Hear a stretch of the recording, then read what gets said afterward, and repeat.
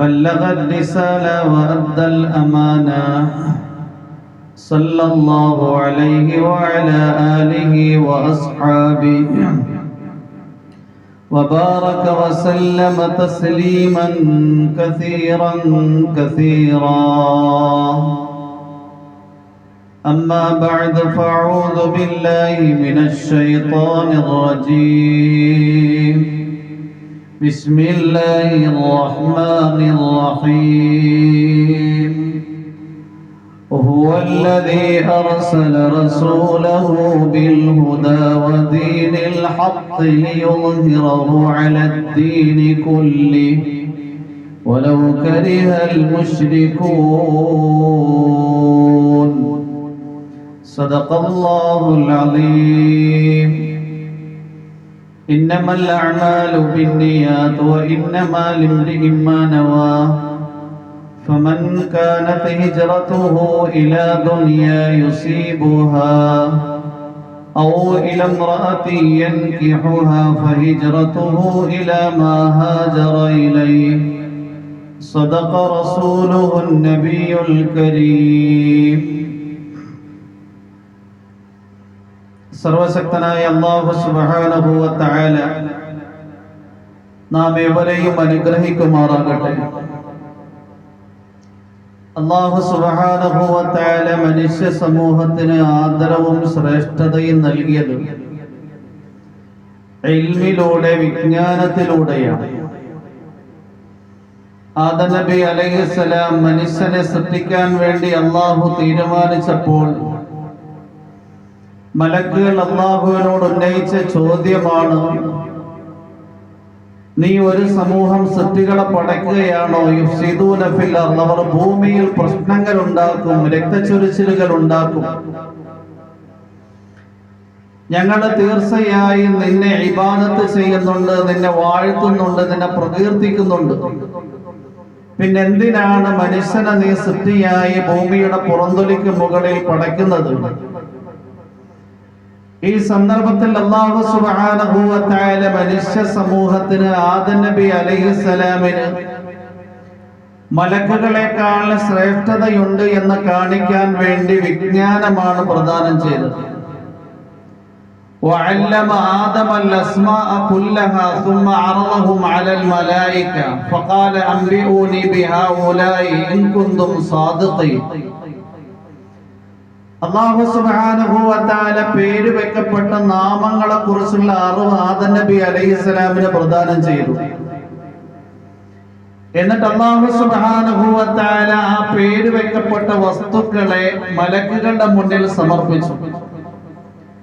മലക്കുകളോട് ആവശ്യപ്പെട്ടു, അംബിഊനി ബിഹൗലാഇ ഇൻ കുൻതും സാദിഖീൻ. നിങ്ങൾ പറയുന്നു മനുഷ്യർ ഭൂമിയുടെ പ്രാതിനിധ്യ അവകാശത്തിന് യോഗ്യരല്ല, നിങ്ങളാണ് ഭൂമിയുടെ പുറന്തൊലിക്ക് മുകളിൽ ആധിപത്യം സ്ഥാപിക്കാൻ യോഗ്യർ എന്ന് അവകാശപ്പെടുമ്പോൾ നിങ്ങൾ ഈ നാമങ്ങൾ നിശ്ചയിക്കപ്പെട്ടിരിക്കുന്ന വസ്തുക്കളുടെ പേര് അറിയിച്ചു തരിക. ഈ സന്ദർഭത്തിൽ മലക്കുകൾ പറഞ്ഞു, അല്ലാഹുവേ, നീ അറിയിച്ചു തരാത്തത്, നീ പഠിപ്പിച്ചു തരാത്തത് ഞങ്ങൾക്കറിയില്ല. ഈ സന്ദർഭത്തിൽ അല്ലാഹു പറഞ്ഞു, ഇന്നി അഅലമു മാ ലാ തഅലമൂൻ, നിങ്ങൾ അറിയാത്ത കാര്യങ്ങൾ ഞാൻ അറിയും. ഭൂമിയുടെ പുറന്തൊലിക്ക് മുകളിൽ പ്രാതിനിധ്യാവകാശം കിട്ടുന്നത് ഉയർന്ന ഇബാദത്തിന്റെയോ അല്ലാഹുവിനെ പ്രകീർത്തിക്കുന്നതിന്റെയോ പേരിലല്ല. നേരെ മറിച്ച് മനുഷ്യനായി ജീവിക്കുമ്പോഴാണ് മനുഷ്യരുടെ ആവശ്യങ്ങൾ അറിയാൻ കഴിയുന്നത്. ഭൂമിയിൽ എങ്ങനെയാണ് വസ്തുക്കൾ ഉപയോഗിക്കേണ്ടുന്നത്, അതിലുള്ള പ്രയോജനങ്ങളും അതിലുള്ള അപകടങ്ങളും അറിയുമ്പോഴാണ് പ്രയോജനമുള്ള വസ്തുക്കളെ തെരഞ്ഞെടുക്കാനും ഉപദ്രവകരമായ വസ്തുക്കളെ ഉപേക്ഷിക്കാനും കഴിയുന്നത്. എന്നാൽ നിങ്ങൾ പ്രകാശം കൊണ്ട് സൃഷ്ടിക്കപ്പെട്ടവരാണ്, ഭൂമിയുടെ പുറന്തൊലിക്ക് മുകളിലുള്ള വസ്തുക്കളുടെ ആവശ്യം നിങ്ങൾക്കില്ല. ആദം നബി അലൈഹിസ്സലാമിന് അല്ലാഹു സുബ്ഹാനഹു വ തആല അറിവ് കൊണ്ടാണ് ആദം നബി അലൈഹിസ്സലാമിന് മലക്കുകളെക്കാൾ ശ്രേഷ്ഠത നൽകിയത്. യഥാർത്ഥത്തിൽ മനുഷ്യന് ശ്രേഷ്ഠത ഉണ്ടാകാനുള്ള അടിസ്ഥാന തത്വം അറിവാണ്. ലോകത്ത് ഏറ്റവും കൂടുതൽ തിന്മകൾ ഉടലെടുത്തിരിക്കുന്നത് ജഹാലത്തിലൂടെയാണ്, അറിവില്ലായ്മയിലൂടെയാണ്. അള്ളാഹുവിന്റെ പ്രവാചകൻ മുഹമ്മദ് റസൂലുള്ളാഹി സ്വല്ലല്ലാഹു അലൈഹി വസല്ലം തങ്ങൾ മക്കയിൽ പ്രവാചകനായി നിയോഗിച്ചയക്കപ്പെടുമ്പോൾ 6-ാം നൂറ്റാണ്ടിന്റെ ചരിത്ര പശ്ചാത്തലം നമ്മൾ പഠിച്ചു കഴിഞ്ഞാൽ ഡാർക്ക് ഏജ്, ഇരുണ്ട യുഗം എന്നറിയപ്പെടുന്ന കാലം, ലോകമെമ്പാടും വിവരക്കേട്, ജഹാലത്ത് വളരെ കൂടുതൽ വ്യാപിച്ചിരുന്ന ഒരു കാലമായിരുന്നു.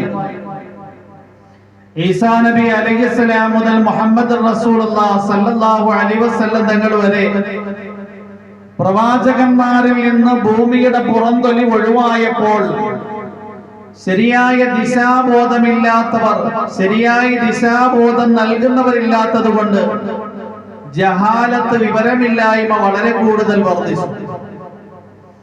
ആ സന്ദർഭത്തിൽ വിശുദ്ധ കഅബ, അല്ലാഹുവിന്റെ ആരാധനയ്ക്ക് വേണ്ടി നിർമ്മിക്കപ്പെട്ട ആദ്യത്തെ ഗേഹം, ഈ അല്ലാഹുവിനെ മാത്രം ആരാധിക്കാൻ വേണ്ടി നിർമ്മിക്കപ്പെട്ടിരുന്ന വിശുദ്ധ കഅബയിൽ വരെയും 360 വിഗ്രഹങ്ങൾ വെച്ച് പൂജിച്ചിരുന്ന കാലം.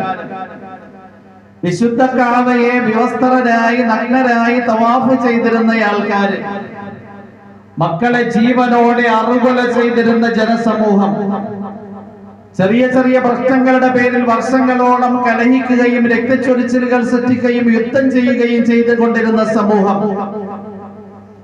പിതാക്കന്മാര് മരണപ്പെടുമ്പോൾ മക്കളോടും തലമുറയോടും കുടുംബക്കാരോടും ചെയ്തിരുന്ന ഉപദേശം തന്നെ, നിങ്ങൾ യുദ്ധം അവസാനിപ്പിക്കരുത്, നമുക്കെതിരിലുള്ള ഗോത്രക്കാരുമായി യുദ്ധം ചെയ്തുകൊണ്ടേയിരിക്കണം. പതിറ്റാണ്ടുകളും നൂറ്റാണ്ടുകളും നീണ്ടു നിൽക്കുന്ന രക്തച്ചൊരിച്ചിലുകളും യുദ്ധങ്ങളും, ആ യുദ്ധത്തിൽ ആയിരക്കണക്കിന്, പതിനായിരക്കണക്കിന്, ലക്ഷക്കണക്കിന് മനുഷ്യരുടെ ജീവനുകളാണ് ഹനിക്കപ്പെടുന്നത്. ജഹാലത്തിന്റെ പേരിൽ സംഭവിക്കുന്ന കാര്യങ്ങൾ, ഒന്ന്, ആരാധനയിൽ വികലമായ സ്വഭാവവും രീതിയും ഉണ്ടായിത്തീരും. അതുപോലെ തന്നെ പരസ്പരമുള്ള കടമകളും കടപ്പാടുകളും മനസ്സിലാക്കാതെ കയ്യൂക്കുള്ളവൻ, കാര്യക്കാരൻ, ആരെയും ആക്രമിച്ചുകൊണ്ട് തന്റെ സ്വാർത്ഥ താല്പര്യങ്ങൾ പൂവണിയുന്ന ഒരു വികലമായ ലോകം. എന്നാൽ അറിവിലൂടെയാണ് മനുഷ്യന്റെ ഹൃദയം ധന്യമാകുന്നത്, അവന്റെ ആത്മാവ് സജീവമാകുന്നത്, അവന്റെ ജീവിതം പുണ്യങ്ങളുടെ പൂക്കാലമായി തീരുന്നത്. അതുകൊണ്ട് അല്ലാഹു സുബ്ഹാനഹു വ തആല മനുഷ്യരെ ദിശാബോധത്തിലേക്ക് നയിക്കുന്നതിന് അനിവാര്യമായ അറിവുമായി പ്രവാചകന്മാരെ നിയോഗിച്ചയക്കുകയുണ്ടായി. ബനൂ ഇസ്രായേലിയർ നബിമാരുടെ മക്കളായിരുന്നു. വിശുദ്ധ ഖുർആനിൽ അല്ലാഹു സുബ്ഹാനഹു വ തആല ഏറ്റവും കൂടുതൽ വിവരിക്കുന്നത് ഈ ചരിത്ര യാഥാർത്ഥ്യമാണ്. ബനൂ ഇസ്രായേലിയർ നബിമാരുടെ മക്കളായിരുന്നു. ഖുർആൻ ശരീഫിൽ അല്ലാഹു സുബ്ഹാനഹു വ തആല അവരുടെ ചരിത്ര സംഭവം നമുക്ക് വിവരിച്ചു നൽകിക്കൊണ്ട് നമ്മെ ശരിയായ ദിശാബോധത്തിലേക്ക് നയിക്കുകയാണ്. ഖുർആനിൽ അല്ലാഹു സുബ്ഹാനഹു വ തആല ബനൂ ഇസ്രായേലിയരെ കുറിച്ച് പറയുന്നത്, വഖളൈനാ ഇലാ ബനീ ഇസ്രായീല ഫിൽ കിതാബി ലതുഫ്സിദുന്ന ഫിൽ അർളി ولتعلن علوا كبيرا وقضينا إلى بني إسرائيل في الكتاب വേദഗ്രന്ഥത്തിൽ നാം ബനൂ ഇസ്രായേലിയരുടെ വിഷയത്തിൽ തീരുമാനമാക്കി, ലതുഫ്സിദുന്ന ഫിൽ അർളി മർറതൈനി, ഭൂമിയിൽ 2 വട്ടം നിങ്ങൾ ശക്തമായ കുഴപ്പങ്ങളും പ്രശ്നങ്ങളും ഉണ്ടാക്കും.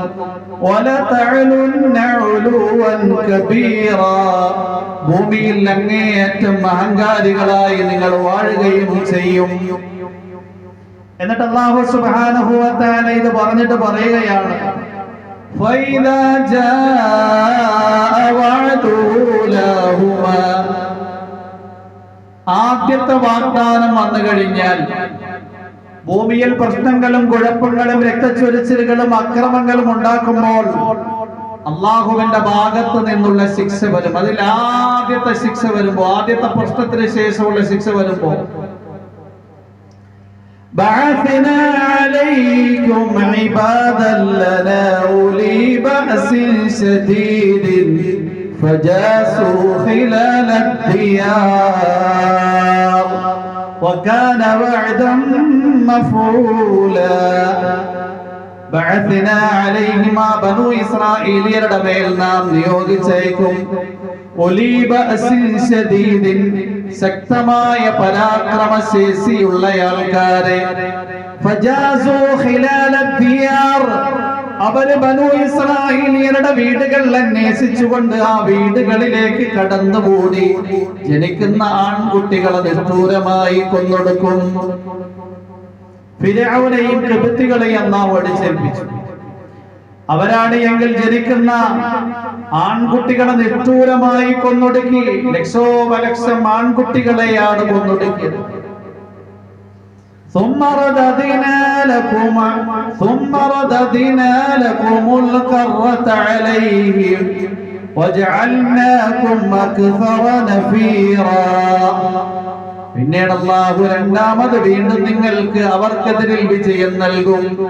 വഅംദദ്നാകും ബിഅംവാലിൻ വബനീൻ നിങ്ങൾക്ക് സാമ്പത്തികമായും ശാരീരികമായും സന്താനങ്ങളിലൂടെയും അല്ലാഹു വികാസം നൽകും. എന്നിട്ട് നിങ്ങൾക്ക് ശക്തമായ ഭൂരിപക്ഷവും നൽകും. ഫിർഔനും ഖിബ്തികളും ബനൂ ഇസ്രായേലിയരെ കയ്യേറ്റം ചെയ്തതിനു ശേഷം മൂസാ പ്രവാചകനിലൂടെ അല്ലാഹു സുബ്ഹാനഹു വ തആല ബനൂ ഇസ്രായേലിയർക്ക് പടിപടിയായി ഉയർച്ച നൽകി. ഫിർഔനെയും ഖിബ്തികളെയും അല്ലാഹു കൈകാര്യം ചെയ്തു, നശിപ്പിച്ചു. എന്നിട്ട് അല്ലാഹു ബനൂ ഇസ്രായേലിയർക്ക് വീണ്ടും സാമ്പത്തികമായ പുരോഗതി നൽകി, ധാരാളം സന്താനങ്ങളെ പ്രദാനം ചെയ്തു. എന്നാൽ വീണ്ടും അവര് ഭൂമിയിൽ പ്രശ്നങ്ങൾ ഉണ്ടാക്കി. അല്ലാഹുവിന്റെ വിധിവിലക്കുകളിൽ നിന്ന് വ്യതിചലിച്ചപ്പോൾ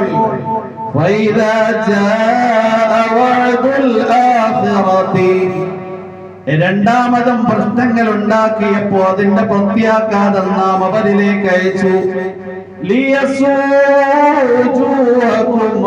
وليدخلوا المسجد كما دخلوه أول مرة وليتبروا ما علوا تتبيرا. വീണ്ടും ബനൂ ഇസ്രായേലിയരിൽ ഭൂമിയിൽ പ്രശ്നങ്ങൾ ഉണ്ടാക്കിയപ്പോൾ അവരുടെ മുഖത്തിന് അപമാനമുണ്ടാക്കുന്ന കാര്യങ്ങൾ നാം ഉണ്ടാക്കി. ബുഖ്ത് നസർ എന്ന് പറയുന്ന അക്രമകാരിയായ ഭരണകർത്താവ് വലിയ സൈനിക വ്യൂഹവുമായി ഇറാഖിൽ നിന്ന് ഫലസ്തീനിലേക്ക് വന്ന് ബനൂ ഇസ്രായേലിയരെ ആക്രമിക്കുകയാണ്. ആണുങ്ങളെയൊക്കെ ഒരു ദയയില്ലാതെ നിഷ്ഠൂരമായി കൊന്നൊടുക്കി. മസ്ജിദുൽ അഖ്സയിൽ കയറി അതിന്റെ പവിത്രതയ്ക്ക് കളങ്കം ചാർത്തി തൗറാത്ത് എന്ന വേദഗ്രന്ഥത്തിനെ അഗ്നിക്കിരയാക്കി. ബനൂ ഇസ്രായേലിയരിലെ ആണുങ്ങളെ നിഷ്ഠൂരമായി കൊന്നൊടുക്കി. സ്ത്രീകളുടെ ശരീരങ്ങൾ പിച്ചിച്ചീന്തി കുട്ടികളെ വികലമായി കൊലപാതകത്തിന് വിധേയമാക്കി. 70,000-ഓളം വരുന്ന ബനൂ ഇസ്രായേലിയരെ തടവിലാക്കിക്കൊണ്ട് ഇറാഖിന്റെ ജയിലറയിലേക്ക് ബുഖ്ത് നസറും സംഘവും മടങ്ങിപ്പോയി.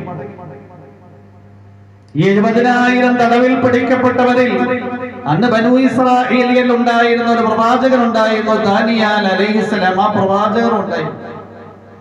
ജയിലെത്തിയപ്പോൾ ജനങ്ങൾ നോക്കിയപ്പോൾ ഇന്നത്തെ തടവറ പോലെ സൗകര്യങ്ങളില്ല, കഴിക്കാൻ നല്ല ഭക്ഷണമില്ല, കുടിക്കാൻ നല്ല വെള്ളമില്ല. ആ ജയിലിന്റെ അന്തരീക്ഷം തന്നെ കണ്ടു കഴിഞ്ഞാൽ ഏതാനും ദിവസങ്ങൾ കഴിയുമ്പോൾ ഭീകരമായി അന്തരീക്ഷത്തിന്റെ ഉള്ളിൽ നമ്മൾ പിടഞ്ഞു ചാകേണ്ടി വരുമെന്ന അവസ്ഥയാണ്. ജനങ്ങൾ വന്ന് ദാനിയേൽ അലൈഹിസ്സലാമിന്റെ അടുക്കൽ ആവലാതിപ്പെട്ടു. ദാനിയേൽ അലൈഹിസ്സലാം പറഞ്ഞു, ഞാൻ നിങ്ങൾക്ക് ദിശാബോധം നൽകിയിരുന്നു, അല്ലാഹുവിന്റെ വിജ്ഞാനം നിങ്ങൾക്ക് ഞാൻ പകർന്നു തന്നിരുന്നു, നിങ്ങൾ ശരിയായ സന്മാർഗത്തിലായിരിക്കണം, അല്ലാഹുവിന്റെ വിധിവിലക്കുകളിൽ നിന്ന് നിങ്ങൾ വ്യതിചലിക്കാൻ പാടില്ല, നിങ്ങൾ അനുസരിക്കാൻ തയ്യാറായി, നിങ്ങൾ തന്നിഷ്ടപ്രകാരം ജീവിച്ചു. എത്ര വലിയ നിന്ദതയിലാണ് നിങ്ങൾ അകപ്പെട്ടു പോയിരിക്കുന്നത്. എന്താണെങ്കിലും ദാനിയേൽ അലൈഹിസ്സലാം പ്രവാചകനായിരുന്നു. ജയിലിൽ പ്രവാചകത്വത്തിന്റെ പൂർണ്ണമായ സരണിയും സ്വഭാവ ഗുണങ്ങളും ഉൾക്കൊണ്ടുകൊണ്ട് കഴിഞ്ഞപ്പോൾ ജയിലിൽ ഉണ്ടായിരുന്ന അന്നത്തെ ഉദ്യോഗസ്ഥന്മാർ വരെയും ആ പ്രവാചകനിൽ സ്വാധീനിക്കുകയുണ്ടായി. രാജ്യം ഭരിച്ചിരുന്ന ബുഖ്ത് നസറിന്റെ ഇടയിൽ ഭീകരമായ ഒരു സ്വപ്നം കാണുകയാണ്. ആ സ്വപ്നം പിറ്റേ ദിവസം തന്നെ തന്റെ സ്വപ്ന വ്യാഖ്യാനത്തെ കുറിച്ച് പരിജ്ഞാനമുള്ള പണ്ഡിതന്മാരെയും ജ്യോത്സ്യന്മാരെയും അറിയിച്ച് വ്യാഖ്യാനം മനസ്സിലാക്കാൻ ആഗ്രഹിച്ചു. എന്നാൽ മറന്നുപോയി.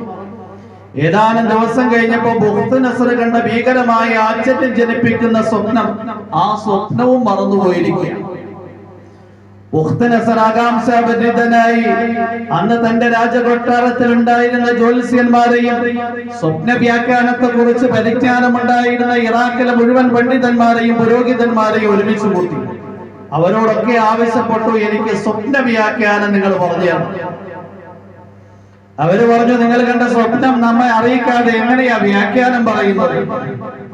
ബുഖ്ത് നസർ പറഞ്ഞു, ഞാൻ സ്വപ്നം മറന്നുപോയിരിക്കുക, ആ മറന്ന സ്വപ്നവും നിങ്ങൾ എനിക്ക് പറഞ്ഞു തരണം.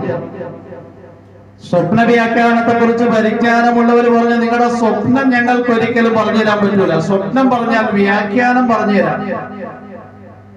ബുഖ്ത് നസറിന് ദേഷ്യം വന്നു. 3 ദിവസത്തിന്റെ ഉള്ളിൽ ഞാൻ മറന്നുപോയ സ്വപ്നം കൃത്യമായി പറഞ്ഞു തരുന്നില്ല എങ്കിൽ തീർച്ചയായും നിങ്ങൾ എല്ലാവരും വധിക്കപ്പെടും. എല്ലാവരും ഭയവിഹ്വലരായി മടങ്ങിപ്പോയി. കാരണം അദ്ദേഹത്തിന്റെ സ്വപ്നം ഓർത്തെടുക്കാൻ പറ്റൂല. പടിപടിയായി വാർത്ത രാജ്യമെമ്പാടും പരന്നു. ജയിലിലുണ്ടായിരുന്ന ദാനിയാൽ അലൈഹിസ്സലാമിന്റെ ചെവിയിൽ ഈ വാർത്തയെത്തി. ദാനിയാൽ അലൈഹിസ്സലാം ജയിലിന്റെ ഉദ്യോഗസ്ഥരോട് പറഞ്ഞു, ബുഖ്ത് നസർ എന്ന് പറയുന്ന രാജാവിന്റെ അടുക്കൽ പോയി നിങ്ങൾ പറയണം, ജയിലിൽ ഒരു മനുഷ്യനുണ്ട്, സാത്വികനായ മനുഷ്യനാണ്, അദ്ദേഹം നിങ്ങൾ കണ്ട സ്വപ്നവും പറഞ്ഞുതരും വ്യാഖ്യാനവും പറഞ്ഞുതരും. ജയിലിന്റെ ഉദ്യോഗസ്ഥർ പോയി അക്രമകാരിയായ ബുഖ്ത് നസറിനോട് പറഞ്ഞു, ജയിലിൽ ഒരു സാത്വികനായ മനുഷ്യനുണ്ട്, അദ്ദേഹം നിങ്ങളുടെ സ്വപ്നവും പറഞ്ഞുതരും വ്യാഖ്യാനവും പറഞ്ഞുതരും. രാജാവിന് സന്തോഷമായി. രാജാവ് വിളംബരം ചെയ്തു, ദാനിയാൽ എന്ന് പറയുന്ന ജയിലിൽ കഴിയുന്നയാൾ എന്റെ സ്വപ്നവും പറഞ്ഞു തരും വ്യാഖ്യാനവും പറഞ്ഞു തരും. എല്ലാവരുടെയും ഹൃദയത്തിൽ സന്തോഷമായി. എല്ലാവരും ആകാംക്ഷാഭരിതരായി രാജകൊട്ടാരത്തിൽ ഒരുമിച്ച് കൂടി. പണ്ഡിതന്മാര്, പുരോഹിതന്മാര്, ജ്യോത്സ്യന്മാര്, സ്വപ്ന വ്യാഖ്യാനത്തിനെ കുറിച്ച് പരിജ്ഞാനമുണ്ടായിരുന്നവർ. ദാനിയാൽ അലൈഹിസ്സലാം രാജകൊട്ടാരത്തിലേക്ക് കടന്നു വന്നു. രാജകൊട്ടാരത്തിൽ രാജാവിരിക്കുന്ന സിംഹാസനത്തിന്റെ അടുക്കൽ തന്നെ മറ്റൊരു കസേര ഒരുക്കിയിരിക്കുകയാണ് ദാനിയാൽ അലൈഹിസ്സലാമിന് ഇരിക്കാൻ വേണ്ടി. പ്രവാചകനായ ദാനിയാൽ അലൈഹിസ്സലാം സലാം പറഞ്ഞു, കസേരയിൽ ഇരുന്നു. ബുഖ്ത് നസർ എന്ന അക്രമകാരിയായ ഭരണകർത്താവ് ചോദിച്ചു, രാജകൊട്ടാരത്തിൽ രാജാവിന്റെ അടുക്കൽ കടന്നു വരുന്ന മര്യാദകൾ നിങ്ങൾ പാലിച്ചിട്ടില്ല. കാരണം എന്റെ അടുക്കലേക്ക് കടന്നു വരുന്നയാൾ ആദ്യം എനിക്ക് സുജൂദ് ചെയ്യണം, സാഷ്ടാംഗം ചെയ്യണം, നിങ്ങൾ സുജൂദ് ചെയ്തിട്ടില്ല. ദാനിയാൽ അലൈഹിസ്സലാം പ്രവാചകനായിരുന്നു. അതുകൊണ്ട് തന്നെ പ്രവാചകന്മാർക്കുണ്ടായിരുന്ന നല്ല ബുദ്ധി സാമർഥ്യമുണ്ടായിരുന്നു. ബുഖ്ത് നസർ അക്രമകാരിയായ ഭരണകർത്താവാണ്, മജൂസിയാണ്, തീയെ പൂജിക്കുന്നയാളാണ്. ദാനിയാൽ അലൈഹിസ്സലാം ബുദ്ധിപരമായി മറുപടി പറഞ്ഞു, അഥവാ ഞാൻ സുജൂദ് ചെയ്തിരുന്നു എങ്കിൽ ഞാനും നശിക്കും, നിങ്ങളും നശിക്കും, അതുകൊണ്ടാ സുജൂദ് ചെയ്യാതെ. രാജാവ് ചോദിച്ചു, എങ്ങനെയാ ഞാനും നിങ്ങളും നശിക്കും? നിങ്ങൾ എനിക്ക് സുജൂദ് ചെയ്ത് കഴിഞ്ഞാൽ ഞാൻ എങ്ങനെയാ നശിക്കുന്നത്? ദാനിയാൽ അലൈഹിസ്സലാം പറഞ്ഞു, നിങ്ങൾ ഈ കണ്ട സ്വപ്നം പഠിപ്പിച്ചെന്ന ഒരാൾ എനിക്കുണ്ടല്ലോ, ഈ സ്വപ്ന വ്യാഖ്യാനവും പഠിപ്പിച്ചെന്ന ഒരാളുണ്ട്, അതെന്റെ റബ്ബാണ്, എന്റെ രക്ഷിതാവ്. അഥവാ ഞാൻ നിങ്ങൾക്ക് സുജൂദ് ചെയ്താൽ, സാഷ്ടാംഗം ചെയ്തു കഴിഞ്ഞാൽ അള്ളാഹു എന്റെ ഹൃദയത്തിൽ നിന്ന് അത് അങ്ങനെ തന്നെ ഓടിക്കളയും. ഞാൻ നിങ്ങൾ കണ്ട സ്വപ്നവും മറന്നുപോകും, അതിന്റെ വ്യാഖ്യാനവും മറന്നുപോകും, ഞാനും നശിക്കും. നിങ്ങൾ സ്വപ്നത്തെ കുറിച്ച് അറിയാതെ ബേജാറിലായി നിങ്ങളും നശിച്ചു പോകും. രാജാവിന് അത് കേട്ടപ്പോൾ ഇഷ്ടപ്പെട്ടു. എന്താണെങ്കിലും നിങ്ങൾ സ്വപ്നം പറയാൻ വേണ്ടി പോയി. ദാനിയാൽ അലൈഹിസ്സലാം പറഞ്ഞു, നിങ്ങൾ ആ കണ്ട സ്വപ്നം ഒരു ഭയങ്കര സ്വപ്നമാണ്. ആകാശം മുതൽ ഭൂമി വരെ വ്യാപിച്ചു കിടക്കുന്ന വലിയ ഒരു വിഗ്രഹത്തെയാണ് നിങ്ങൾ സ്വപ്നം കണ്ടത്. അതിന്റെ തല ആകാശത്താണ് എങ്കിൽ കാലുകൾ ഭൂമിയിലാണ്. അതിന്റെ വലത് കൈ കിഴക്കാണ് എങ്കിൽ ഇടത് കൈ പടിഞ്ഞാറ് ഭാഗത്താണ്. ആ സ്വപ്നത്തിന്റെ, ആ വിഗ്രഹത്തിന്റെ മുഖമാണ് എങ്കിൽ സ്വർണം കൊണ്ടുള്ളതാണ്. ആ വിഗ്രഹത്തിന്റെ നെഞ്ചാണ് എങ്കിൽ വെള്ളി കൊണ്ടുള്ളതാണ്. ആ വിഗ്രഹത്തിന്റെ വയറാണ് എങ്കിൽ പിത്തള കൊണ്ടുള്ളതാണ്. ആ വിഗ്രഹത്തിന്റെ തുടയാണ് എങ്കിൽ ചെമ്പ് കൊണ്ടുള്ളതാണ്. ആ വിഗ്രഹത്തിന്റെ കാലാണ് എങ്കിൽ ഇരുമ്പ് കൊണ്ടുള്ളതാണ്. ആ വിഗ്രഹത്തിന്റെ പാദങ്ങളാണ് എങ്കിൽ മണ്ണ് കൊണ്ടുള്ളതാണ്. ബുഖ്ത് നസർ എന്ന് പറയുന്ന ചക്രവർത്തി പറഞ്ഞു, കൃത്യമാണ്, ഇത് തന്നെ ഞാൻ കണ്ട സ്വപ്നം.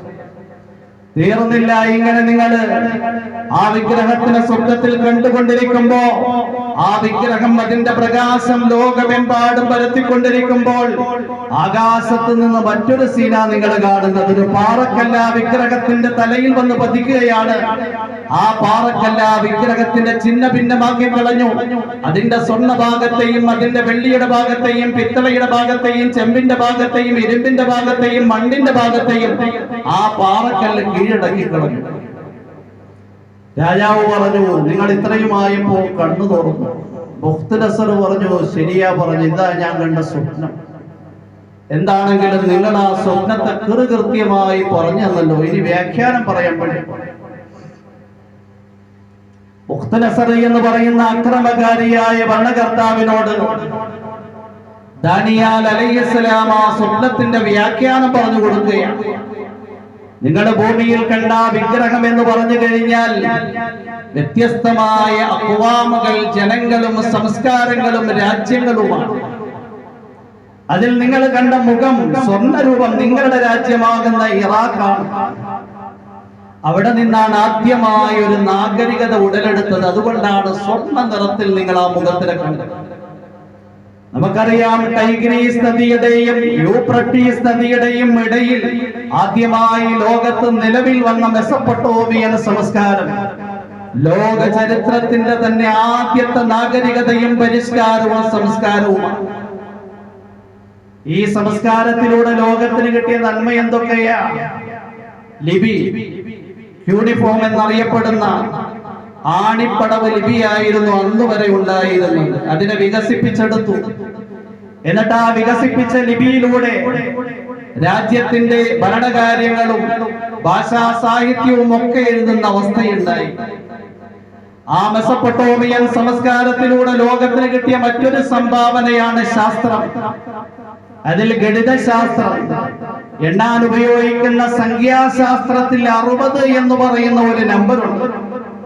ഇന്ന് നമ്മൾ ഒരു മണിക്കൂർ എന്ന് കേൾക്കുമ്പോൾ 60 മിനിറ്റാണ്. ഒരു മിനിറ്റ് എന്ന് കേൾക്കുമ്പോൾ 60 സെക്കൻഡാണ്. ഈ അംഗശാസ്ത്രം, ഈ സംഖ്യാശാസ്ത്രം ലോകത്തിന് മുന്നിൽ സമർപ്പിച്ചത് ഈ ഒരു സംസ്കാരമാണ്, മെസപ്പൊട്ടോമിയൻ സംസ്കാരം. ഗോളാകൃതിക്ക് 360 ഡിഗ്രി തീരുമാനിച്ചത് ഈ ഒരു സംസ്കാരമാണ്. അതുപോലെ തന്നെ ജ്യോതിശാസ്ത്രം, ശാസ്ത്രപരമായി ലോകത്ത് ഇന്നും മനുഷ്യൻ അനുഭവിച്ചു കൊണ്ടിരിക്കുന്ന ധാരാളം കാര്യങ്ങളുടെ അടിസ്ഥാനം ഈ സംസ്കാരത്തിൽ നിന്ന് ഉടലെടുത്തത്. ശില്പവിദ്യ, അവരിലൂടെയാണ് ധാരാളം ഗോപുരങ്ങൾ ഉണ്ടായത്. ഇഷ്ടിക കൊണ്ട് ആദ്യമായി രാജ്യങ്ങൾക്ക് വൻമതിലുകൾ ഉണ്ടാക്കിയത് ഈ സംസ്കാരത്തിൽ നിന്നാണ്.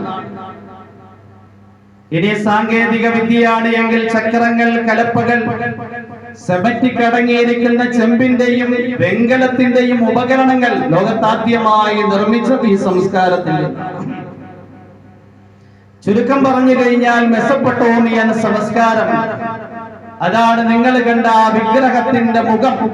ആ മുഖം സ്വർണത്തിൽ പ്രകാശിക്കുന്നത് കണ്ടത്. ഇന്ന് നിങ്ങൾ ആ രാജ്യത്തിന്റെ നേതാവാണ്, ഇറാഖിന്റെ ഭരണകർത്താവാണ് നിങ്ങൾ. ലോകത്തിലെ ഏറ്റവും വലിയ നാഗരികതയുടെയും ഏറ്റവും വലിയ പരിഷ്കാരത്തിന്റെയും ഏറ്റവും വലിയ സംസ്കാരത്തിന്റെയും നെറുകയിൽ ആ രാജ്യത്തിന്റെ അധികാരിയായി നിങ്ങൾ വാഴുകയാണ്. പിന്നെ നെഞ്ചിൽ കണ്ട വെള്ളി എന്ന് പറഞ്ഞു കഴിഞ്ഞാൽ അധികാരം നിങ്ങളുടെ മകന്റെ കയ്യിലേക്ക് വരും. ഈ ഉണ്ടായിരുന്ന സംസ്കാരത്തിന്റെ വികാസം കുറഞ്ഞു പോകും. അതുകൊണ്ടാണ് വെള്ളി കണ്ടത്. വയറിൽ കണ്ട പിത്തള എന്ന് പറഞ്ഞു കഴിഞ്ഞാൽ മഞ്ഞ നിറത്തിലുള്ള കുറെ ജനങ്ങളുണ്ട്. ചൈനയിലും ജപ്പാനിലും അധിവസിക്കുന്ന ജനങ്ങളാണവർ. ചൈനയിൽ നിന്നും ലോകത്ത് ധാരാളം പ്രയോജനങ്ങൾ, സംഭാവനകൾ മനുഷ്യനുണ്ടായിട്ടുണ്ട്. കലകൾ, അതുപോലെ തന്നെ വൈദ്യശാസ്ത്രം, അക്യുപഞ്ചർ എന്ന് പറയുന്ന ചികിത്സാ സമ്പ്രദായം, 360 പോയിന്റുകൾ, 360 നീഡിലുകൾ, ഹെർബൽ മരുന്നുകൾ ചൈന ലോകത്ത് നൽകിയിരിക്കുന്ന സംഭാവനകളാണ്. ഇനി തത്വങ്ങളാണ് എങ്കിൽ അവരിൽ നിന്നാണ് ഈ താവോയിസവും കൺഫ്യൂഷനിസവും അതുപോലെ ബുദ്ധമതവും ഒക്കെ വ്യാപിച്ചിരിക്കുന്നത്. കലകൾ ധാരാളം ചൈനയിൽ നിന്ന് വ്യാപിച്ചിട്ടുണ്ട്. ഭക്ഷണം എന്ന് കേൾക്കുമ്പോൾ ഇന്നും നമ്മൾ ഹോട്ടലിൽ പോയി കഴിഞ്ഞാൽ ചൈനീസിന്റെ ചിക്കൻ ഉണ്ടോ എന്നാ ചോദിക്കുന്നത്. ഈ ഭക്ഷണം എന്നുണ്ടായതല്ല. വർഷങ്ങൾക്കും നൂറ്റാണ്ടുകൾക്കും സഹസ്രാബ്ദങ്ങൾക്കും മുമ്പേ ഉണ്ടായതാണ് അവരുടെ ഭക്ഷണത്തിന്റെ പാചക രീതികളും അതിന്റെ ശൈലികളും. നിങ്ങൾ കണ്ട ആ മഞ്ഞ നിറം എന്ന് പറഞ്ഞു കഴിഞ്ഞാൽ ചൈനയും ജപ്പാനുമാണ് അവിടുത്തെ സംസ്കാരങ്ങളാണ്. പിന്നെ അതിന്റെ ഭാഗത്ത് നിങ്ങൾ അതിന്റെ താഴെ തൊടയിൽ കണ്ട ചെമ്പാണ് എങ്കിൽ ചുമന്ന നിറമുള്ള ജനങ്ങൾ അധിവസിക്കുന്ന യൂറോപ്യൻ രാജ്യങ്ങളാണ്. ബ്രിട്ടൻ, സ്വീഡൻ എന്ന് പറയുന്ന രാജ്യങ്ങളിലാണ് ചുമന്ന ആൾക്കാരുള്ളത്. എന്നാൽ അക്കാലത്തും ഇക്കാലഘട്ടത്തിലും ഷാമിലും ഹിജാസിന്റെ പ്രവിശ്യകളിലും ചുമന്ന നിറം കലർന്ന വെളുപ്പ് നിറമുള്ള ധാരാളം മനുഷ്യരുണ്ട്. അവിടത്തെ സംസ്കാരവും ജനങ്ങളെയുമാണ് അത് സൂചിപ്പിക്കുന്നത്. കാലിൽ കണ്ട ഇരുമ്പ് എന്ന് പറഞ്ഞു കഴിഞ്ഞാൽ കറുത്ത നിറത്തിലുള്ള ആഫ്രിക്കക്കാരാണ് ഹബിസയും എത്യോപ്യയും അതിന്റെ അടുക്കലുള്ള ജുബൂത്തും മറ്റ് സുഡാനും മറ്റ് കെനിയയും അടങ്ങുന്ന രാജ്യങ്ങളാണ്. അതിന്റെ താഴെ നിങ്ങൾ കണ്ട മണ്ണാണ് എങ്കിൽ 2 രാജ്യങ്ങളെ സ്ത്രീകൾ ഭരിക്കും. അതിലൂടെ ആ രാജ്യം തന്നെ ബലഹീനമാണ്. ഇങ്ങനെ വ്യത്യസ്തമായ രാജ്യങ്ങളും ആ രാജ്യത്തിൽ അധിവസിക്കുന്ന ജനങ്ങളും അവർ ഉൾക്കൊള്ളുന്ന സംസ്കാരങ്ങളുമാണ് നിങ്ങൾ സ്വപ്നത്തിൽ കണ്ടത്. ആകാശത്തിൽ നിന്ന് വന്ന പാറക്കല്ലിലൂടെ ഉദ്ദേശിക്കപ്പെടുന്നത് അന്ത്യപ്രവാചകൻ കടന്നുവരും മുഹമ്മദ് റസൂലുള്ളാഹ്. ആ മുഹമ്മദ് റസൂലുള്ളാഹ് കൊണ്ടുവരുന്ന ദീനിലൂടെ ഈ മുഴുവൻ സംസ്കാരങ്ങളും അണഞ്ഞ് ശരിയായ ഇസ്ലാമിലേക്ക് ഈ രാജ്യങ്ങളും ജനങ്ങളും കടന്നുവരും എന്നാണ് സൂചന. ഈ മുഴുവൻ രാജ്യങ്ങളെയും ഈ മുഴുവൻ പ്രദേശങ്ങളെയും ഈ മുഴുവൻ ജനങ്ങളെയും ഇസ്ലാമും മുഹമ്മദും കീഴടക്കും.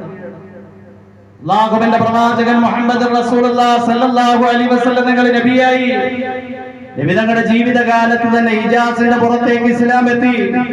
അബൂബക്കർ റളിയല്ലാഹു അൻഹുവിന്റെ ഖിലാഫത്ത് കാലത്തിന്റെ അവസാനമായപ്പോൾ ഇറാഖിലേക്ക് ജനങ്ങളെത്തി. മെസപ്പൊട്ടോമിയൻ സംസ്കാരം ഉൾക്കൊള്ളുന്ന ഇറാഖ്, ഇറാൻ അതിന്റെ അടുക്കലുണ്ടായിരുന്ന പേർഷ്യ, മജൂസികളായിരുന്നു. ആദ്യമായി നടന്ന പോരാട്ടം ഖാലിദ് ഇബ്നു വലീദ് റളിയല്ലാഹു അൻഹുവിന്റെ നേതൃത്വത്തിലുള്ള ഖാദിസിയ യുദ്ധം. ഈ ഖാദിസിയ യുദ്ധത്തിൽ 30,000-ഓളം വരുന്ന മുസ്ലിം സംഘമാണ് 1,00,000-ഓളം വരുന്ന പേർഷ്യൻ പട്ടാളത്തിനെ തകർത്ത് തരിപ്പണമാക്കിയത്. പല വർഷങ്ങളും നൂറ്റാണ്ടുകൾ പതിറ്റാണ്ടുകളും കഴിഞ്ഞപ്പോൾ പേർഷ്യ പടിപടിയായി ഇസ്ലാമിനെ കീഴടങ്ങേണ്ടി വന്നു. പേർഷ്യയിലെ അവസാനത്തെ മജൂസിയായ ചക്രവർത്തിയായിരുന്നു യസ്തർജ്. അദ്ദേഹം നോക്കുമ്പോൾ മുസ്ലിം സൈന്യത്തിനെതിരിൽ ഒരു നിലയിലും വിജയിക്കാൻ കഴിയുന്നില്ല. ചൈനയിലെ ചക്രവർത്തിക്ക് കത്തെഴുതുകയാണ്. ഒരു രാജ്യത്തിന്റെ ബാധ്യതയാണ് മറ്റൊരു രാജ്യത്തിനെ സഹായിക്കൽ. ഞങ്ങളുടെ രാജ്യമാണ് എങ്കിൽ ന്യൂനപക്ഷം വരുന്ന മുസ്ലിമീങ്ങൾക്കെതിൽ പരാജയപ്പെട്ട് തകർന്നടിഞ്ഞുകൊണ്ടേയിരിക്കുകയാണ്. മുഴുവൻ ഇസ്ലാമിന്റെ കീഴിലാകാൻ പോവുകയാണ്. യസ്തർജിദിനോട് ആ ദൂതന്റെ അടുക്കൽ ചൈനയുടെ രാജാവ് ചോദിച്ചു, എന്തുകൊണ്ടാണ് എണ്ണത്തിൽ ന്യൂനപക്ഷം വരുന്ന അവരോട് ഭൂരിപക്ഷം വരുന്ന നിങ്ങൾ തോന്നുന്നത്? എന്തോ സംഗതി അവരിലുണ്ട്. അവര് വാഗ്ദാനങ്ങൾ പാലിക്കുന്നവരാണോ? പേർഷ്യയുടെ ദൂതൻ പറഞ്ഞു, അതെ. അവരെ ഹലാലുകൾ ഹറാമാക്കാറുണ്ടോ? പേർഷ്യയിലെ ദൂതൻ പറഞ്ഞു, ഹലാല് ഹലാലാക്കും, ഹറാമിനെ ഹറാമാക്കും. ചൈനയിലെ ചക്രവർത്തി ആ ദൂതനോട് പറഞ്ഞു, നിങ്ങൾ യസ്തർജിദിനോട് പോയി പറയുക, പേർഷ്യയിലെ അവസാനത്തെ മജൂസി രാജാവായിരുന്നു.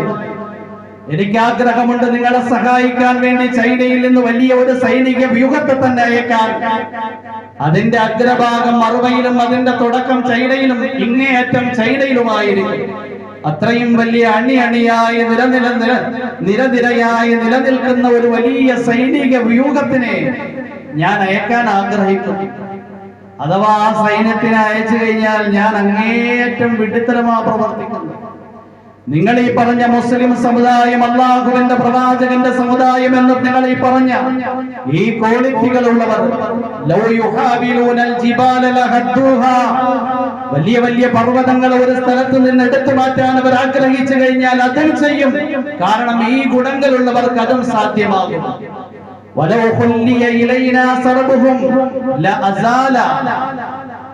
അഥവാ എന്റെ അടുക്കലേക്ക് കടന്നു വരാൻ ഞാൻ തന്നെ അവസരം ഉണ്ടാക്കി കഴിഞ്ഞാൽ എന്റെ ഈ സിംഹാസനത്തിൽ നിന്ന് എന്നെ മാറ്റി അവർ ഈ സിംഹാസനത്തിൽ അധികാരം സ്ഥാപിക്കും.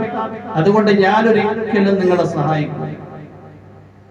യസ്തർജിദോടുകൂടി പേർഷ്യയുടെ മജൂസികളുടെ കയ്യിൽ നിന്ന് അധികാരം പോയി. നൂറ്റാണ്ടുകളും സഹസ്രാബ്ദങ്ങളും കഴിഞ്ഞു. ഇന്നും ഈ ഇറാനും ഇറാഖും അറിയപ്പെടുന്നത് ഇസ്ലാമിക രാജ്യങ്ങൾ. ഇസ്ലാമിന്റെ ഉള്ളിലുള്ള ധാരാന്തരം അവാന്തര വിഭാഗങ്ങൾ, യസീദികൾ, കുർദുകൾ, ഷിയാക്കളൊക്കെ കൈയടക്കിയെങ്കിലും ഇന്നും ഇസ്ലാമിന്റെ അധികാരമാണ് ആ രാജ്യങ്ങൾ. അത് കഴിഞ്ഞിട്ട് നിങ്ങൾ കണ്ട ചൈന, വയറിന്റെ ഭാഗത്ത് കണ്ട പിത്തള, ഈ ചൈന ഇസ്ലാമിന് കീഴടങ്ങി, നബിതങ്ങളുടെ ഉമ്മത്തിന് കീഴടങ്ങി. ഉസ്മാൻ ബിൻ അഫ്ഫാൻ റളിയല്ലാഹു അൻഹുവിന്റെ ഖിലാഫത്ത് കാലത്ത് സഅദ് ബിൻ അബി വഖാസ് റളിയല്ലാഹു അൻഹു ചൈനയിൽ പോയി. ചൈനയിൽ ആദ്യമായി അദ്ദേഹമാണ് ക്രെഡിറ്റ് മ്യൂസിക് മോസ്ക് എന്ന് പറയുന്ന പള്ളി ആദ്യമായി നിർമ്മിക്കുന്നത്. ഇന്ന് ആ ചൈനയിൽ 35,000 മുസ്ലിം പള്ളികളുണ്ട്. ചൈന എന്ന് കേൾക്കുമ്പോൾ നമ്മൾ വിചാരിക്കും കമ്മ്യൂണിസ്റ്റ് രാജ്യമാണ്. എല്ലാ രാജ്യങ്ങളിലും ഇസ്ലാം എത്തി. ഇനി അതിന്റെ താഴെ കണ്ട യൂറോപ്പാണ് എങ്കിൽ മുആവിയ റളിയല്ലാഹു അൻഹുവിന്റെ മംലക്കത്ത് കാലത്ത് യൂറോപ്പിന്റെ പ്രവിശ്യയാണ് ഇന്ന് നമ്മൾ കേൾക്കുന്ന തുർക്കി, ഇസ്തൻബൂൾ, കുസ്തുന്തൂനിയ. മുഴുവൻ തുർക്കിയും യൂറോപ്പിലല്ല എങ്കിലും വലിയ ഒരു ഭാഗം യൂറോപ്പിൽപ്പെട്ടതാണ്. ഇതാദ്യമായി കീഴടക്കുന്നത് മുആവിയ റളിയല്ലാഹു അൻഹുവിന്റെ മംലക്കത്ത് കാലത്ത് അബൂ അയ്യൂബ് അൻസാരി റളിയല്ലാഹു അൻഹു അടങ്ങുന്ന സംഘമാണ് ഇന്ന് തുർക്കിയെ ഇസ്ലാമിക രാജ്യമായിട്ട് അറിയപ്പെടുന്നത്. പിന്നെ യൂറോപ്പിന്റെ ഏറ്റവും പ്രധാനപ്പെട്ട പച്ചിപ്പുണ്ടായിരുന്ന ഒരു രാജ്യമായിരുന്നു അന്ന് ഒന്തുലസ്, സ്പെയിൻ എന്ന് ഇന്ന് അറിയപ്പെടുന്ന രാജ്യം. താരിഖ് ബിൻ സിയാദ് റളിയല്ലാഹു അൻഹുവിന്റെ നേതൃത്വത്തിലുള്ള സംഘം മുആവിയ റളിയല്ലാഹു അൻഹുവിന്റെ തലമുറകളുടെ കരങ്ങളിലേക്ക് അമവിയ ഖിലാഫത്ത് കാലത്ത് പുറപ്പെട്ടു. സ്പെയിനിനെ ഇസ്ലാമികമാക്കി. സ്പെയിനിന്റെ കുർത്തുബ എന്ന് പറയുന്ന പ്രദേശത്ത് മുസ്ലിമീങ്ങൾ അന്നൊരു പള്ളി നിർമ്മിച്ചു. ആ പള്ളിക്ക് 360 ജനലുകളുണ്ട്. ഓരോ ജനലിലൂടെയാണ് എന്നും സൂര്യന്റെ പ്രകാശം ഉള്ളിലേക്ക് വരുന്നത്. അതിന്റെ ടെക്നോളജി എന്താണെന്ന് ഇന്നോളം അറിയപ്പെട്ടിട്ടില്ല. അത്രയും വലിയ ഇസ്ലാമിന്റെയും മുസ്ലിമീങ്ങളുടെ ഈറ്റില്ലമായി പോർച്ചുഗൽ, ഈ താരിഖ് ബിൻ സിയാദ് റഹിമഹുല്ല അവിടെയും പോയി ഇസ്ലാം സ്ഥാപിക്കുകയുണ്ടായി. ഇങ്ങനെ പിത്തള, ചുവപ്പ് നിറത്തിൽ കണ്ട ചെമ്പ്, ഇവിടെയും എന്ത് ചെയ്തു? ഇസ്ലാം എത്തി. പിന്നീട് ആഫ്രിക്കൻ രാജ്യങ്ങളാണ് ഇരുമ്പ് കൊണ്ട് ഉദ്ദേശിക്കപ്പെടുന്നത്. അള്ളാഹുവിന്റെ പ്രവാചകന്റെ കാലത്ത് തന്നെ നജാശി രാജാവ് ഇസ്ലാമിലേക്ക് കടന്നു. ഹബിശയിൽ, എത്തിയോപ്യയിൽ ദീനെത്തി കഴിഞ്ഞു. അതിനുശേഷം അള്ളാഹുവിന്റെ പ്രവാചകന്റെ കാലത്തിന് ശേഷം ആഫ്രിക്കയുടെ ധാരാളം പ്രദേശങ്ങളിലേക്ക് ഉഖബത്ത് ബിൻ നാഫിഇന്റെ സംഘം പുറപ്പെട്ടു. അൽജീരിയയിൽ ദീനെത്താൻ കാരണം, തുനീസിയയിൽ ദീനെത്താൻ കാരണം, മഗ്രിബ് മൊറോക്കോയിൽ ദീനെത്താൻ കാരണം ഈ ഉഖബത്ത് ബിൻ നാഫി റളിയല്ലാഹു അൻഹുവിന്റെ സംഘമാണ്. ഇങ്ങനെ ലോകം മുഴുവൻ മുഹമ്മദ് റസൂലുള്ളാഹി സ്വല്ലല്ലാഹു അലൈഹി വസല്ലം തങ്ങളുടെ ദീൻ ലോകത്തുള്ള മുഴുവൻ രാജ്യങ്ങളിലും മുഴുവൻ പ്രദേശങ്ങളിലും എത്തുമെന്ന് മാത്രമല്ല, ലോകത്തുള്ള മുഴുവൻ സംസ്കാരങ്ങളെയും കീഴടക്കി ഇസ്ലാമികവൽക്കരിക്കും എന്നതാണ് ആ പാറക്കല്ല് വിഗ്രഹത്തിന്റെ മുകളിൽ പതിച്ചതിലൂടെ ഉദ്ദേശിക്കപ്പെടുന്നത്. ഹുവല്ലദീ അർസല റസൂലഹു بالهدى ودين الحق ليظهره على الدين كله ولو كره المشركون. هو الذي الله എന്ന് നിങ്ങൾക്കറിയുമോ? അർസല റസൂലഹു, അവനാണ് അവന്റെ ദൂതൻ മുഹമ്മദിനെ നിയോഗിച്ചയച്ചത്. ബിൽഹുദാ, സന്മാർഗവുമായി, വദീനിൽ ഹഖ്, സത്യസരണിയുമായി, സത്യത്തിന്റെ പ്രത്യശാസ്ത്രമാകുന്ന ഇസ്ലാമുമായി, ലിയുദ്ഹിറഹു അലദ്ദീനി കുല്ലിഹി, ലോകത്തുള്ള മുഴുവൻ സംസ്കാരങ്ങൾക്കും മതങ്ങൾക്കും പ്രത്യശാസ്ത്രങ്ങൾക്കും മീതെ അതിജയിക്കുന്നതിന് വേണ്ടി, വലൗ കരിഹൽ മുശ്രികൂൻ, ലോകത്തുള്ള മുഴുവൻ മുശ്രിക്കീങ്ങൾ വെറുത്താലും ശരി, അല്ലാഹുവിന്റെ ദീൻ ലോകം മുഴുവൻ സമൂഹങ്ങളിലും മനുഷ്യരാശിയിലേക്കും എത്തുക തന്നെ ചെയ്യും എന്ന അല്ലാഹുവിന്റെ ഖുർആനിന്റെ പ്രഖ്യാപനം യാഥാർത്ഥ്യമായി പുലർന്നു കഴിഞ്ഞു. ഇനിയും പുലർന്നുകൊണ്ടേയിരിക്കും. മുസ്ലിമീങ്ങൾക്കും ഇസ്ലാമിനും എവിടെയും തകർച്ചയില്ല. അത് വളർന്നുകൊണ്ടേയിരിക്കും. ഒരു ഭാഗത്ത് തകരുമ്പോൾ മറുഭാഗത്ത് ശക്തമായി വളർന്നുകൊണ്ടേയിരിക്കും. അല്ലാഹുവിന്റെ പ്രവാചകൻ പറയുകയാണ്, ലാ യബ്ഖാ അലാ ഖദറിൽ അർളി ബൈതി മദറിൻ വലാ മദറിൻ ഇല്ലാ അദ്ഖലഹുൽ ഇസ്ലാം ബിഇസ്സി അസീസിൻ ഔ ദില്ലി ദലീലിൻ ഇമ്മാ യഅസുഹും ഫയജഅലുഹും മിൻ അഹ്ലിഹാ വ ഇമ്മാ യദല്ലുഹും ഫയദീനൂന ലഹാ. അല്ലാഹുവിന്റെ പ്രവാചകൻ പറയുകയാണ്, ലാ യബ്ഖാ അലാ ഖദറിൽ അർളി ബൈതു മദറിൻ വലാ മദറിൻ, ലോകത്ത് ഭൂമിയുടെ പുറംതൊലിക്ക് മുകളിൽ ഒരു കുടിലും കൊട്ടാരവും അവശേഷിക്കില്ല. അവിടെയെല്ലാം ഇസ്ലാം കടന്നു ചെന്നിട്ടല്ലാതെ ഒന്നുകിൽ ഉന്നതമായിട്ട് ഔന്നത്യത്തോടെ പ്രതാപത്തോടു കൂടി ഇസ്ലാമിലേക്ക് കടന്നു വരേണ്ടുന്ന അവസ്ഥ വരും. ഇനി അങ്ങനെയല്ല എങ്കിൽ നിന്ദ്യന്മാരായി ഇസ്ലാമിന്റെ കാൽക്കൽ പരാജയം സമ്മതിച്ചുകൊണ്ട് മുട്ടുമടക്കി നിന്ദ്യന്മാരായി ഇസ്ലാമിലേക്ക് കടന്നു വരും. ദാനിയേൽ അലൈഹിസ്സലാം മുഖ്തനസറിനോട് പറഞ്ഞു, ആ കണ്ട പാറക്കല്ല് മുഹമ്മദും മുഹമ്മദിന്റെ ധീരമാണ്. ലോകത്തുള്ള മുഴുവൻ സംസ്കാരങ്ങളെയും മുഴുവൻ രാജ്യങ്ങളെയും മുഴുവൻ ജനങ്ങളെയും അത് കീഴടക്കി അവിടെ ഒക്കെ ഇസ്ലാം സ്ഥാപിക്കും എന്നതാ ഉദ്ദേശം. മുഖ്തനസർ എന്ന അക്രമകാരിയായ ഭരണകർത്താവ് കയ്യിൽ പിടിച്ചു. എന്നിട്ട് പറഞ്ഞു, ഇനി ഞാൻ എന്റെ രാജ്യത്തിന്റെ കാര്യങ്ങളൊക്കെ തീരുമാനിക്കുന്നത് നിങ്ങളുടെ അഭിപ്രായ പ്രകാരം, നിങ്ങളുടെ തീരുമാനപ്രകാരം. ഞാൻ പറഞ്ഞു വന്നത് യഥാർത്ഥത്തിൽ മനുഷ്യനെ ശരിയായ ദിശാബോധത്തിലേക്ക് നയിക്കുന്നത് ഭൗതികമായ സംവിധാനങ്ങളല്ല, നേരെ മറിച്ച് നുബുവത്തിന്റെ ഇൽമുകളാണ്, അറിവുകളാണ്. അല്ലാഹു സുബ്ഹാനഹു വ തആല പ്രവാചകന്മാരിലൂടെ മനുഷ്യന്റെ ഹൃദയത്തെയും അവന്റെ ആത്മാവിനെയും അവന്റെ ജീവിതത്തെയും സംസ്കരിക്കുന്നതിന് വേണ്ടി നൽകിയ അറിവിലൂടെയാണ് യഥാർത്ഥത്തിൽ മനുഷ്യൻ നേതാവും ജേതാവുമാകുന്നത്. ഭൗതികമായ സംവിധാനങ്ങളുടെ പ്രവാചകന്മാരെ കുറിച്ച് ഖുർആൻ പറയുന്നുണ്ട്. യൂസുഫ് നബി അലൈഹിസ്സലാം ലോകത്തിന്റെ സൗന്ദര്യത്തിന്റെ പകുതി നൽകപ്പെട്ടയാളാണ്. എന്നാൽ ഈ സൗന്ദര്യത്തിന്റെ പേരിൽ യൂസുഫ് നബി അലൈഹിസ്സലാമിന് എന്തെല്ലാം ബുദ്ധിമുട്ടുകളാണ് അനുഭവിക്കേണ്ടി വന്നത്. ഈ സൗന്ദര്യത്തിന്റെ പേരിലാണ് സഹോദരന്മാര് പൊട്ടക്കിണറ്റിൽ കൊണ്ടുപോയി വലിച്ചിട്ടത്. ഈ സൗന്ദര്യത്തിന്റെ പേരിലാണ് അസീസ് മിസ്രിന്റെ ഭാര്യയായ സുലൈഖ യൂസുഫിനെ മോശമായ കാര്യത്തിലേക്ക് പ്രേരിപ്പിച്ചത്. ഈ സൗന്ദര്യത്തിന്റെ പേരിലാണ് ആ ഭാര്യയുടെ സ്ത്രീകളൊക്കെ പറഞ്ഞത്, ഇതൊരു മനുഷ്യനല്ല, ഇത് മാന്യനായ ഒരു മലക്കാണ് എന്ന് പറഞ്ഞ് യൂസുഫ് നബി അലൈഹിസ്സലാം വലിയ വലിയ പരീക്ഷണങ്ങളിൽ അകപ്പെട്ടു പോയത് യൂസുഫ് നബി അലൈഹിസ്സലാമിന്റെ ഭൗതികമായ സംവിധാനങ്ങൾ കൊണ്ടാണ്. ആ സൗന്ദര്യം കൊണ്ട് ജയിലിൽ വർഷങ്ങളോളം കഴിഞ്ഞുകൂടേണ്ടി വന്നത്. അതിനുശേഷം മിസ്റിന്റെ ചക്രവർത്തിയാകാൻ വേണ്ടി ഒരുമ്പിട്ടപ്പോൾ യൂസുഫ് നബി അലൈഹിസ്സലാം മിസ്റിന്റെ രാജാവിനോട് പറഞ്ഞൊരു വചനം വിശുദ്ധ ഖുർആൻ പറയുന്നുണ്ട്. അല്ലാഹുവിനോട്, ആ രാജാവിനോട് പറയുന്നത്, ജഅൽനി അലാ ഖസാഇനിൽ അർദ് ഇന്നി ഹഫീദുൻ അലീം. ഈജിപ്തിൽ ശക്തമായ ഒരു ക്ഷാമം വരാൻ വേണ്ടി പോവുകയാണ്. ആ ക്ഷാമത്തിന് അറുതി വരുത്താൻ വേണ്ടി ഇവിടുത്തെ സംവിധാനങ്ങൾക്കൊന്നും ശരിയായ ബോധമോ അറിവോ ഇല്ല. അതുകൊണ്ട്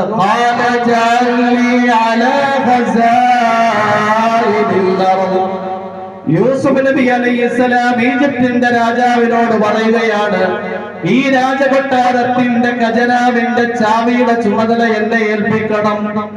ഇന്നി ഹഫീദുൻ അലീം. കാരണം എനിക്കുള്ള യോഗ്യത എന്ന് പറഞ്ഞു കഴിഞ്ഞാൽ ഇന്നി ഹസീനുൻ ജമീൽ, ഞാൻ അതിസുന്ദരനാണ്, നല്ല ഗ്ലാമറാണ്. അതുകൊണ്ട് എന്ത് ചെയ്യണം, ഈ രാജ്യത്തിന്റെ മന്ത്രിയാക്കണോ നല്ല പറഞ്ഞത്. ഇന്നി ഹഫീദുൻ അലീം, ഞാൻ നല്ല ദിശാബോധമുള്ള സൂക്ഷ്മതയുള്ളയാളാണ്. അധികാരത്തിന് വേണ്ടുന്ന ഗുണങ്ങൾ ഭൗതികമായ സംവിധാനങ്ങളല്ല. ഒന്ന് അമാനത്ത്, വിശ്വസ്തതയാണ്. ഹഫീദ്, ഞാൻ വിശ്വസ്തനാണ്. രണ്ട്, അലീം, ശരിയായ അറിവുണ്ടാകണമെങ്കിലേ ദീനിയായ സംവിധാനങ്ങളെ ശരിയായി ചലിപ്പിക്കാൻ കഴിയുക. അതുകൊണ്ട് അറിവാണ് യഥാർത്ഥത്തിൽ മനുഷ്യന്റെ ഹൃദയത്തെ, അവന്റെ ആത്മാവിനെ, അവന്റെ ജീവിതത്തെ, അവന്റെ എല്ലാ കാര്യങ്ങളെയും ശരിയായ ദിശയിൽ നയിക്കുന്നത്. അതുകൊണ്ട് ശരിയായി നമ്മൾ ഓരോരുത്തരും വ്യക്തിപരമായി ദീനിയായ അറിവ് നേടിക്കൊണ്ടേയിരിക്കണം. വീട്ടിൽ എങ്ങനെയായിരിക്കണം, കുടുംബത്തിൽ എങ്ങനെയായിരിക്കണം, സമ്പത്തിൽ എങ്ങനെയായിരിക്കണം, സമൂഹത്തിൽ എങ്ങനെയായിരിക്കണം, ഇത് മുഴുവൻ ശരിയായി മനസ്സിലാകണമെങ്കിൽ പരന്ന വിജ്ഞാനം, അറിവ് നാം നേടിക്കൊണ്ടേയിരിക്കണം. അറിവില്ലായ്മയിലൂടെ, ജഹാലത്തിലൂടെ നാം അറിവുള്ളവരെന്ന് ധരിക്കും. ചെയ്യുന്നത് മുഴുവൻ ദീനിനെതിരായ കാര്യങ്ങളായിരിക്കും. അല്ലാഹു കാക്കുമാറാകട്ടെ. അതുകൊണ്ട് നമ്മൾ ഓരോരുത്തരും ദീൻ പഠിക്കുകയും, ദീൻ പഠിച്ചാലും തീരില്ല. കാരണം ഖുർആൻ തന്നെ അല്ലാഹുവിന്റെ കലാമാണ്. അല്ലാഹു പരിധിയില്ലാത്ത ദാത്തിന്റെ ഉടമയാണ്. അല്ലാഹുവിന്റെ സിഫാത്താണ് കലാം. ഇതാ ഖുർആൻ, എത്ര പഠിച്ചാലും തീരാത്ത ഖുർആൻ. നമ്മൾ പഠിച്ചുകൊണ്ടേയിരിക്കും. നമ്മുടെ ഹൃദയത്തിൽ, നമ്മുടെ ആത്മാവിൽ, നമ്മുടെ ജീവിതത്തിൽ വിശുദ്ധിയും ശരിയായ സംസ്കാരവും ഉണ്ടാകും. സർവശക്തനായ അല്ലാഹു തൗഫീഖും ഹിദായത്തും പ്രദാനം ചെയ്യുമാറാകട്ടെ. വആഖിറു ദുആഇ അൽഹംദുലില്ലാഹി റബ്ബിൽ ആലമീൻ. അസ്സലാമു അലൈക്കും വറഹ്മത്തുള്ളാഹി വബറകാതുഹു.